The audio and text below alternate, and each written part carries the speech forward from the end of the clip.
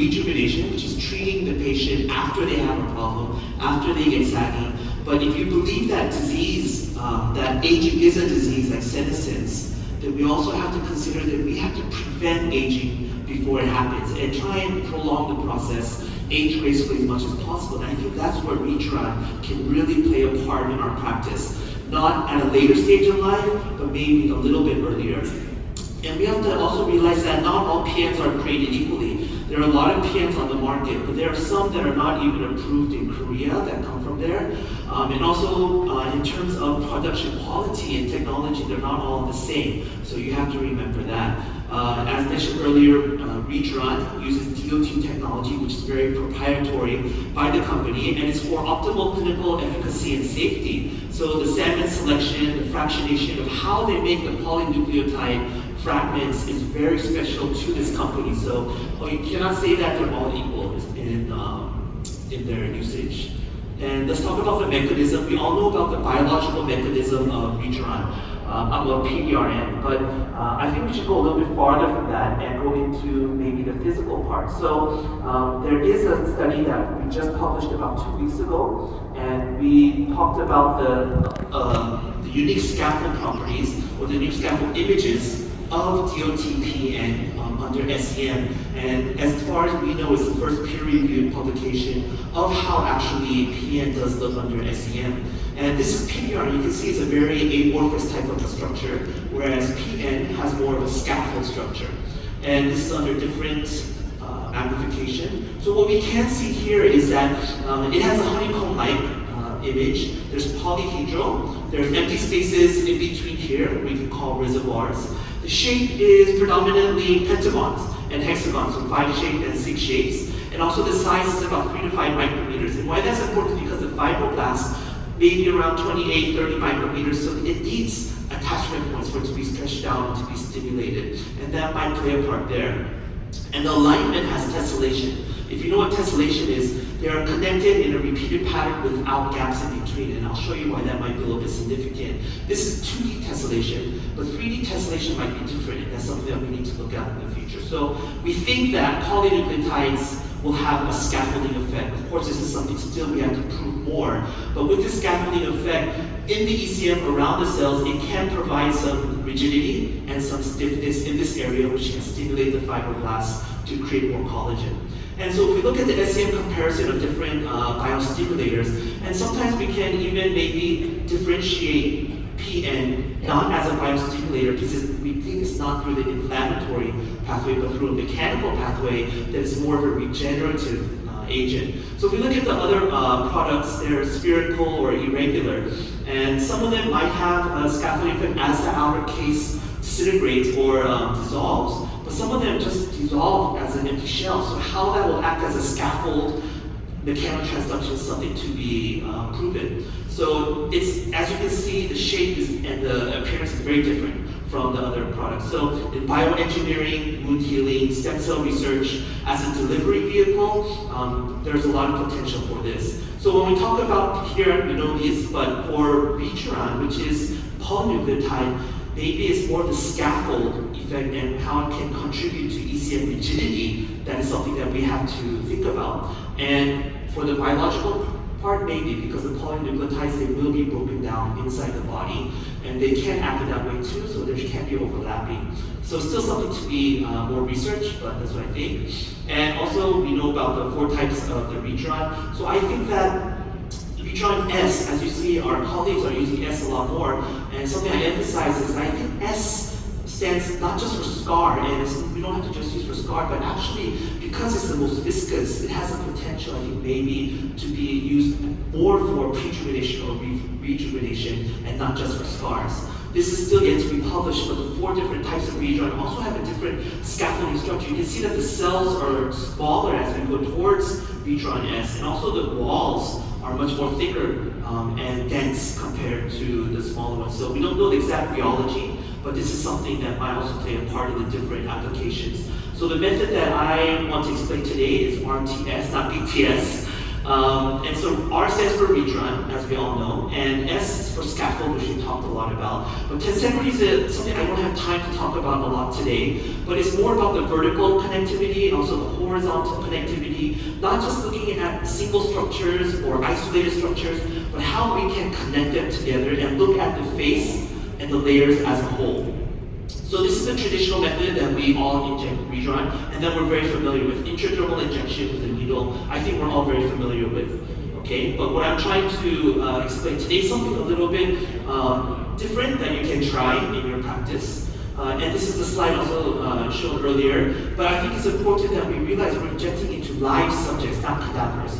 So we need to look at studies that show us the structure and the anatomy in living tissue. And this is from 6 healthy living tissues, and we can see there are fiber structures connecting from the periosteum all the way up to the dermis. I think this is a very, very important point. So we can look at it as a structural connectivity. Of course, there are retained ligaments, which we know, but they are only in certain areas of the face. Retinacular is also very important, but it's only maybe in the upper subcutaneous layer, so it's limited vertically. But if we look at it from a whole holistic point of view, the biotensegrity connective tissue is extending from the dermis all the way down into the periosteum. So horizontally and also vertically is what we need to pay attention. And also there's the relationship between the different layers, between the dermis and the epidermis, between the subcutaneous and the dermis.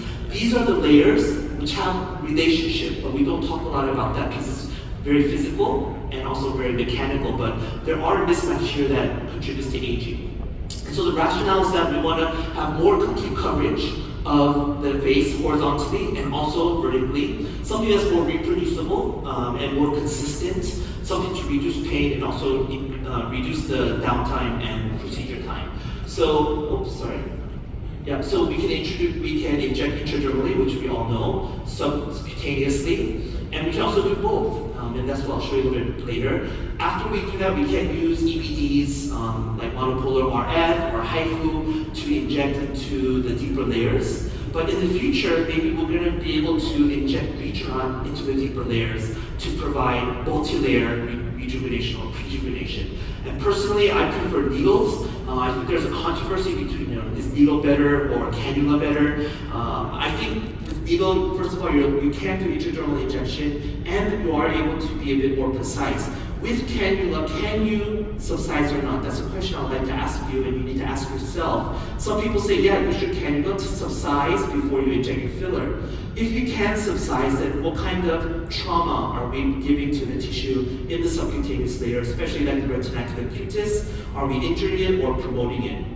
And so there are two different ones. RTSP is RTS points, so there's 10 points on the forehead, 0.1 cc per point, and this is just for observation purpose. You can divide it into 10 areas, and so you inject 0.1 cc, and you inject into the intradermal first, and then a little bit you push in to inject subdermally. But because the skin is very thin in some areas, you just inject it, it will spread out into those areas. So this is immediately post-injection. 24 hours post-injection, the bumps are already much better. And this is very important, and I really appreciate our colleagues in Thailand, under Dr. Onsima and Dr. Tanya in their lab, that they're using objective parameters to determine the results of Rejuran, which we need more. We need more objective data, not just subjective ones. So this is using quantificator micro, and you can check the roughness of the skin, and the smaller the number is the smoother. So there is some improvement in the forehead, in the roughness scale, and also a little bit of lifting, which you cannot really tell just by gross photography.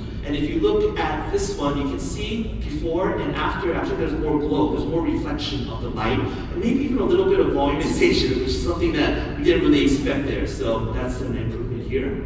For the cheeks, 10 points on the cheek, so 9 on the cheek, actually 1 on the temple, 0.1 per point. And this is also how you can divide. It's very easy to reproduce. And the injection method is very simple, 0.1 cc. I was using Rejuran S. So you can see the needle is the Rejuran S needle. And this is the traditional method, and this is the RTS method. You can see that it could be a little bit less traumatic for patients who are concerned about their bumps. Immediately post-injection, 24 hours, and 48 hours, the bumps are already much subsided. And so 1 month after the third injection, you can see the arrows going up. So there's some minor lifting, nothing very dramatic, but still something that we can quantify here. And this is before, and this is after. You see a little bit of lifting, a little bit more of a glow, but something minute, subtle, it's nothing very dramatic. And 1 month post-injection, a little bit of lifting also in this area here. In the eye, this is how we traditionally treat the eye, but you can also put 0.1 cc per point like this. In this area is here, and so we inject 0.1 cc in 5 points, so that's 0.5 cc per side, like this, so you have 1 cc totally. So but it takes a little bit longer, maybe about 4 or 5 days, sometimes for some patients to resolve. So 2 weeks post injection, if you check the micro, also the roughness has improved a little bit. And this is 2 weeks post injection is after. It's a little bit hard to tell through the LCD because the resolution, but the wrinkly improved a little bit, still subtle. Okay, so 2 weeks post-injection also, the roughness scale improved, the smaller number is the smoother one. And this is also before. Okay, and this is a post-injection. There's a little bit of lifting here, okay, but this side was more prominent. The lifting effect on the cheek was there, and that was something I was surprised to see. Okay, this is before. Then let's go to the neck. So for the neck, this is immediate post-injection, usually how we inject, but sorry, okay, I'm almost finished. This is the neck. We use 10 points here, but you can also use 10 points on both sides to increase the dosage here. And I think this is the area that is neglected because when we do EPDs, we don't treat here for the safety of the thyroid, right? So 24 hours and 48 hours, you can see the lifting effect was quite prominent on the neck, and I was quite surprised to see that. And not only the lifting effect, this is the volumization. The volume actually increased. If you look at the horizontal lines, the volume of the lines improved. The last one is the RTSV. So we can also maybe look into volumization. And this is a paper that was shown earlier about how PDR can stimulate preadipocytes. And this is my paper that I published last year. So for the case that we have here with lipolysis, I injected Rejuran S 3 times, and I injected intradermally and subcutaneously, and after the injection, you can see there was much improvement in the volume loss here. This is 1 month after the last injection. Normally fillers would be done, but this is for natural tissue. And so we can see that even almost 2 years after injection, it's still maintaining. So that was something that was surprising. You can see. And the second one is, this is fat atrophy after TA steroid injection into acne. And so in this case, I also injected the Rejuran intradermally and subcutaneously, and that's something that can also improve the volume. About 0.7 cc for both of the lesions after 4 months, and also after 18 months, she had almost complete resolution, which is quite surprising. The last case, I'll go very fast, but for the temple, just for an aesthetic purpose, also injected Rejuran as 1 cc per side per temple. She's going to have some downtime on each side, but we can see that afterwards that the improvement was subtle, but still that there was some improvement that the patient had. This was immediate. This was after 3 hours. And after the first injection, there's also some lifting effect after we injected the Rejuran there. So the volume, you can see from a negative volume depletion into almost a baseline 0 where it was flatter.